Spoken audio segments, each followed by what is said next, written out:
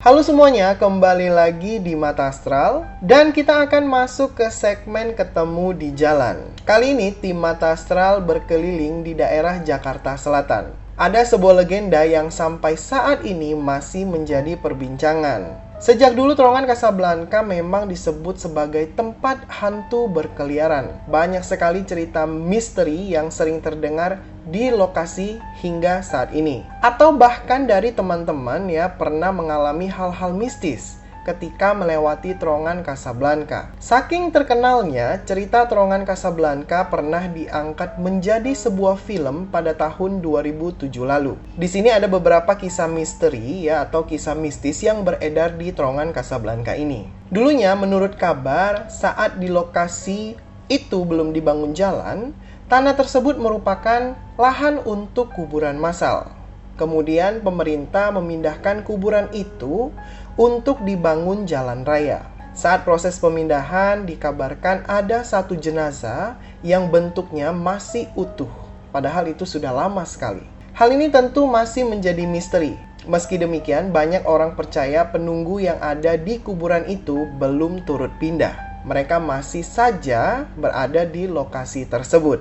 Setelahnya banyak sekali kejadian-kejadian yang dianggap aneh di jalan itu, bahkan pada saat terowongan sudah berdiri. Memang jika kita melintas di terowongan itu ada rasa ganjil. Terowongan terkesan sangat lembab ya, namun lembabnya ini berbeda dengan suasana di terowongan yang lain. Mungkin saja itu berasal dari sugesti-sugesti dari cerita yang beredar. Kemudian ada juga kisah yang datang dari tahun 1990-an di mana pada lokasi ini ya di terowongan Casablanca ini pernah ditemukan korban gantung diri, yaitu seorang pria yang ditemukan dengan kondisi bagian lehernya terbelit oleh spanduk. Nah, selanjutnya ini ada cerita ya atau kisah tentang perempuan korban pemerkosaan. Pada zaman dahulu kala sebelum terowongan Casablanca dan bahkan TPU dibangun, ada kisah pilu yang terjadi di lokasi ini, di mana ada seorang gadis cantik yang merupakan kembang desa setempat menjadi korban perkosaan beramai-ramai oleh sekelompok pemuda.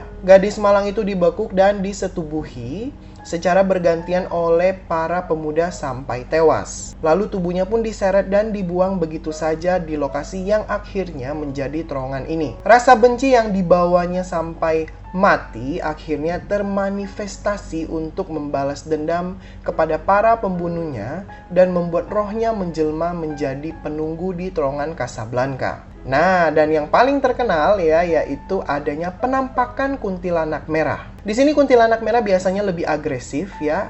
Energi negatifnya sangat besar dan kuat ini dibandingkan dengan kuntilanak putih. Nah, pengalaman pribadi yang pernah aku alami di terowongan ini, sebenarnya pada tahun 2012 aku pernah mendatangi terowongan ini untuk keperluan syuting juga ya, syuting misteri juga. Dan kita itu berkunjung di atas jam 1 malam pada saat itu. Aku sama tim pun turun ya dan mencoba menelusuri terowongan tersebut. Dulu yang aku rasakan di terowongan ini ya, tekanan energi negatifnya yang cukup besar. Dan juga tim pun ya baru turun itu sudah merasakan tekanan yang berat di bagian bahu. Kemudian mereka juga mencium bau-bau yang tidak sedap dan sampai ada yang keluar dari terowongan karena tidak kuat menahan energi negatif yang ada di terowongan tersebut. Sebenarnya sebelum memasuki terowongan pun energi di sekitaran sana memang sangat tidak mengenakan sekali ya. Kita berjalan dari ujung ke ujung terowongan dan di satu titik ujung terowongan tersebut aku melihat ada sosok pocong. Dan di situ aku sudah bisa mencium bau yang sangat luar biasa sekali ya. Itu kondisi mukanya pun benar-benar rusak ya, berwarna hitam seperti bangkai yang habis terbakar seperti itu. Dan saat masih fokus dengan pocong itu, tiba-tiba aku mendengar suara cekikikan yang tinggi dan juga cepat sekali. Kemudian aku langsung berlari keluar terowongan dan melihat ke atas. Ternyata di dekat salah satu pohon ada sosok kuntil anak merah ini. Hal yang pertama paling aku rasakan dan aku ingat adalah energinya sangat-sangat negatif sekali. Jadi marah, kemudian dendam ya yang ada di sosok itu tuh kuat banget gitu, bener-bener kuat. Kemudian tatapan matanya tuh sangat tajam bener-bener tajam sekali. Gigi taringnya tuh kelihatan gitu, ada gigi taringnya, tapi nggak yang kayak panjang banget ya, lebih kelihatan dibandingkan kayak kuntilanak biasa seperti itu. Aku nggak sempet sih melakukan komunikasi dengan sosok ini karena pada saat sosok kuntilanak merah ini muncul ya, aku agak teralihkan karena di dalam terowongan itu aku bisa merasakan tekanannya pun menjadi lebih kuat dan ada beberapa sosok astral lainnya yang juga muncul di situ. Dan kalau misalnya kita bandingin sama sekarang nih ya, kalau dibandingin dengan sekarang, tim mata astral beberapa kali melalui terowongan tersebut dan memang sudah sangat berbeda sekali. Energi negatifnya masih ada, namun tekanannya itu tidak sebesar dulu. Dan juga aku tidak melihat lagi sosok kuntilanak merah di sana ataupun sosok lain yang berada di dalam terowongan Casablanca ini.